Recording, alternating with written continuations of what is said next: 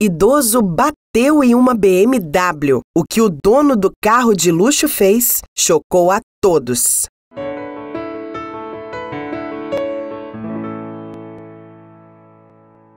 Naquela manhã de segunda, um pouco antes do sol nascer, Salomão levantou-se como sempre fazia todas as manhãs e foi até a cozinha fazer o café. Na ponta dos pés, ele fazia o possível para não acordar sua filha, que ainda dormia no quarto ao lado. Salomão ferveu a água, pôs o açúcar, passou no coador e sentiu o aroma sair pela janela, onde um céu ainda estrelado o abençoava por mais uma tentativa. Ele caminhou até a banca de jornais e chegou praticamente junto do jornaleiro, como fazia em quase todas as manhãs dos últimos 6 meses. Depois voltou correndo para casa, sentou-se na mesa e começou a folhear até chegar à página de anúncio de empregos. Precisa-se de digitador de alta performance, dizia o anúncio de uma empresa de publicidade. Essa seria a vaga perfeita, a sua grande oportunidade, já que era algo que fez durante a vida inteira. Tinha tudo para ser uma entrevista fácil. Isso se Salomão não tivesse 63 anos de idade e somente o curso de datilografia.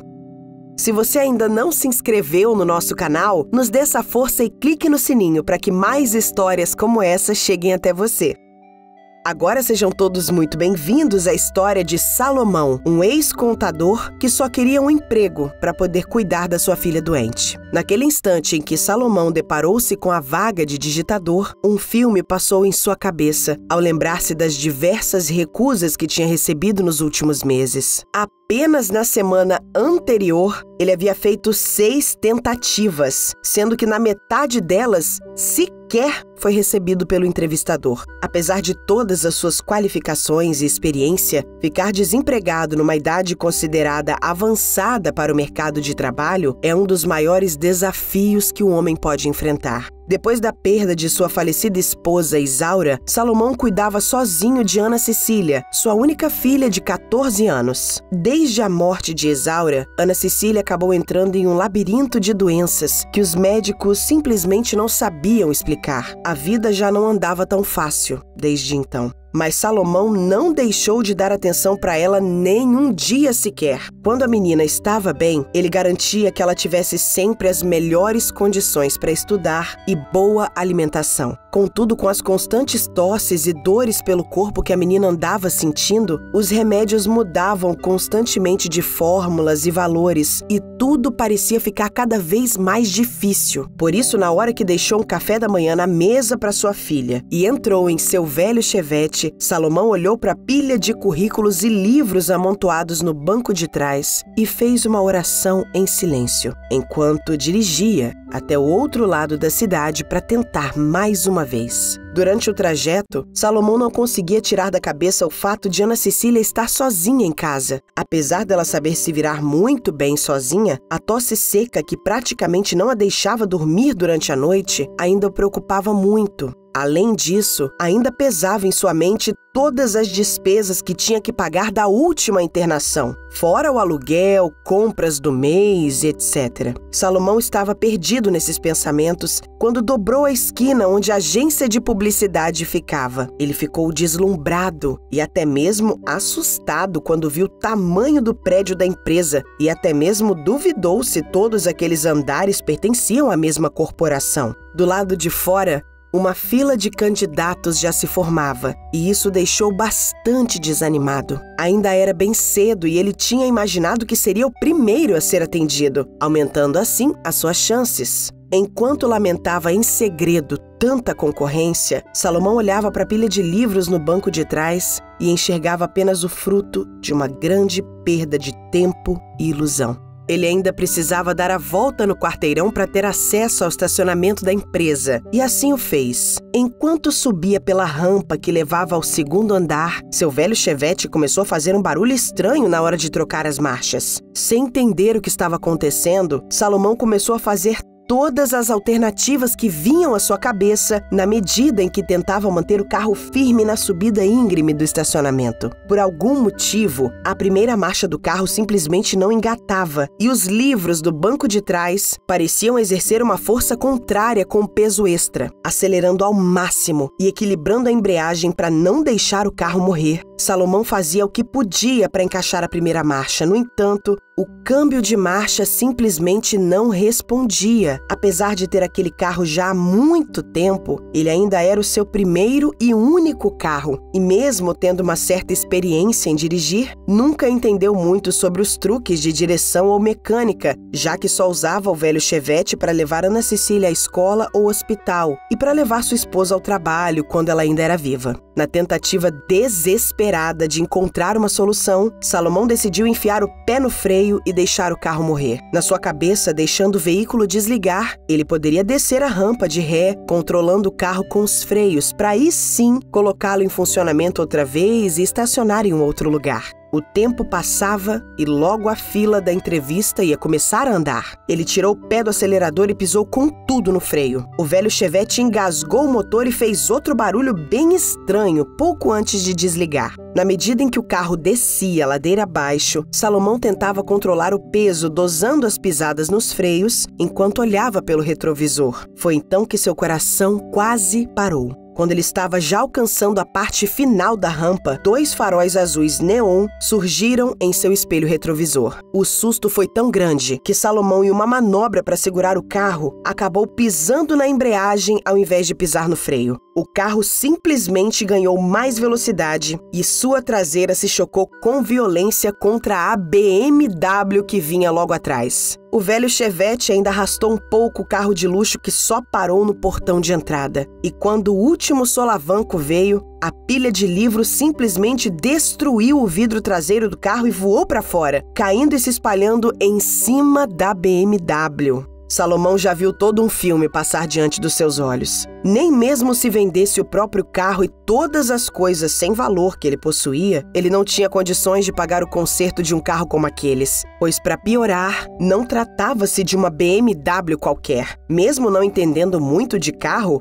ele sabia que aquele modelo não era do tipo que se vê todos os dias. E só de olhar para o homem que estava atrás do volante, atônito com a situação, tinha certeza de que era alguém muito rico e importante. Os olhos de Salomão lacrimejaram e ele só conseguia pensar em Ana Cecília. Dessa vez, o seu fracasso era pior do que todos os outros que já teve. Ele não voltaria para casa apenas desempregado do mesmo jeito que saía por todas as manhãs, mas voltaria com uma dívida que jamais conseguiria pagar. Era uma situação tão desesperadora que não parecia fazer parte da realidade. E Salomão simplesmente não conseguia tirar as mãos do volante enquanto olhava para o espelho retrovisor. O dono da BMW, cansado de esperar, tirou o cinto de segurança e abriu a porta do veículo. Ele se vestia como um executivo, usava um terno de luxo e calçava sapatos caros e lustrosos. O relógio no pulso daquele homem devia custar no mínimo uns 6 meses de despesas na vida de Salomão e sua filha. O homem andou lentamente até a janela do velho Chevette e bateu com o dedo no vidro. Salomão, ainda segurando o volante, parecia estar em choque. Ele simplesmente não conseguia se mexer, não conseguia parar de olhar para o espelho retrovisor, como se estivesse enxergando nele o passado ou o futuro de toda a sua vida. O dono do BMW insistiu, batendo com os dedos no vidro outra vez. Sem obter respostas, ele mesmo abriu a porta do carro de Salomão e tocou com uma das mãos em seu ombro. "Senhor, está tudo bem? O senhor está bem?" O toque do homem pareceu despertá-lo. E então Salomão encarou os olhos do dono da BMW. Eu sinto muito, eu não sei o que aconteceu. De repente eu estava subindo pela rampa quando o carro entrou em pane. Eu não soube exatamente o que fazer. Eu simplesmente não consegui controlar." Ainda com a mão sobre o ombro de Salomão, o homem o respondeu: "O senhor não me parece que está em condições de dirigir. O que fazia tentando subir em uma rampa complicada como essa? Não tinha vagas na parte de baixo do estacionamento. Eu pensei que eu seria o primeiro a chegar, mas está simplesmente lotado. Eu precisava estacionar logo, antes da fila começar a andar." "O senhor tem seguro para cobrir o conserto?" o homem de terno perguntou. Salomão abaixou a cabeça e balançou em negativa. "Certo, é o que eu imaginei. O senhor disse que queria estacionar logo para o quê mesmo?" "Entrar na fila de emprego." Salomão respondeu cabisbaixo. O homem de terno suspirou e deixou Salomão dentro de seu carro. Estava nítido que ele não conseguia sequer mexer as pernas por causa do choque. E enquanto aguardava ele se recuperar, o dono da BMW começou a juntar os livros espalhados pelo chão. Depois de alguns minutos, Salomão foi atingido pelo peso da realidade e simplesmente tinha que encará-la. Ele desatou o cinto de segurança e lentamente deixou o interior do velho Chevette para conversar com o homem de terno. Mesmo não tendo seguro para pagar pelo conserto, eu prometo ao senhor que não ficará no prejuízo. Prometo que vou pagar cada centavo pelo que fiz, mas só te peço que me deixe ter uma chance.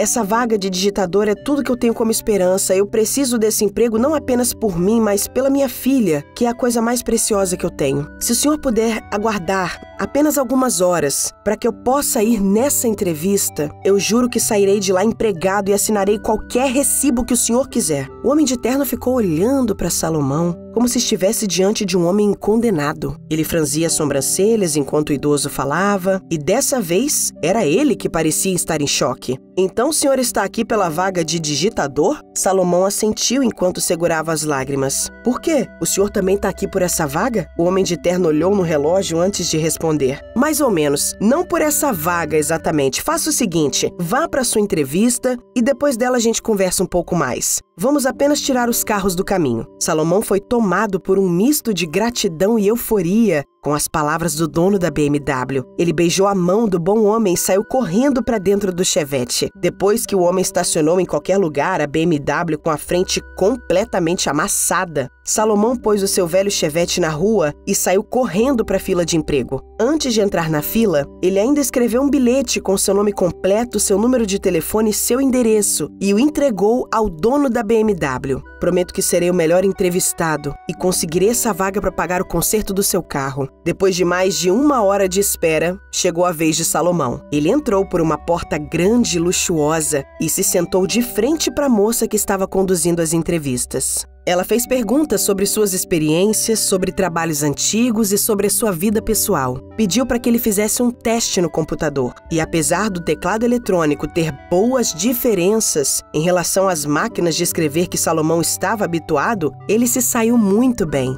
Agora o senhor pode ir fazer a segunda parte da entrevista, a moça disse sorridente. Segunda parte? Mas eu nem sabia que haveria uma segunda parte. A moça o convidou a entrar na porta que estava atrás dela. Quando Salomão entrou naquele escritório, teve um choque ao ver o dono da BMW por trás da mesa. Havia uma foto dele na parede onde estava escrito Miguel Montenegro, presidente. Salomão sentiu a alma sair e voltar para dentro do seu corpo. O homem o olhava fixamente de trás da mesa e estava com um dos seus livros na mão. A foto de Salomão estampada na contracapa e a capa com o título A Razão da Minha Vida, de Salomão da Silva. Sente-se, senhor Salomão. Fiquei sabendo que o senhor foi muito bem na entrevista. Salomão se sentou na frente do dono da BMW e ficou sem palavras, apenas esperando ele terminar de ler o livro que tinha escrito e nunca tinha publicado. O senhor não me disse que era escritor.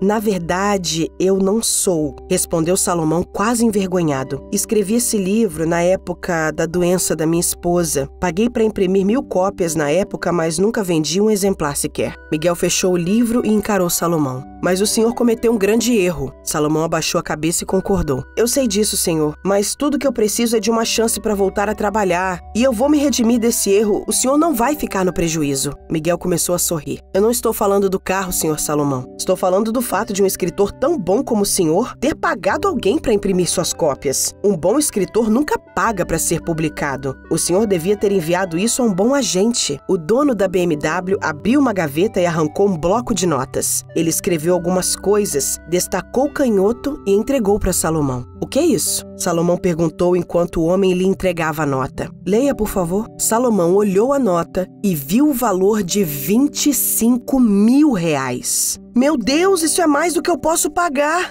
Como assim? O dono da BMW perguntou. Depois de um longo silêncio, ele completou. Ah, o senhor tá achando que essa nota é referente ao conserto do meu carro? Não, isso meu seguro resolve, não se preocupe. Acho que o senhor não leu tudo que está escrito aí. Salomão ficou confuso e voltou a ler a nota promissória que estava em suas mãos. Foi então que ele percebeu que os R$25.000 escritos ali não eram referentes ao conserto da BMW, e sim a uma oferta de compra dos direitos de seu livro. Isso é apenas uma nota promissória, onde eu me comprometo a pagar por esse adiantamento de direitos. Se o senhor aceitar, vou mandar redigir o contrato e assinarei o cheque. Salomão caiu em lágrimas e quase não acreditou no que estava acontecendo. O dono da empresa de publicidade cumpriu a promessa e assinou um cheque de R$25.000. Ele disse que enquanto esperava pelos entrevistados, começou a ler um dos exemplares que tinha recolhido do chão no local do acidente. Disse que começou a ler despretensiosamente a primeira página, em que em menos de 1 hora devorou o livro inteiro,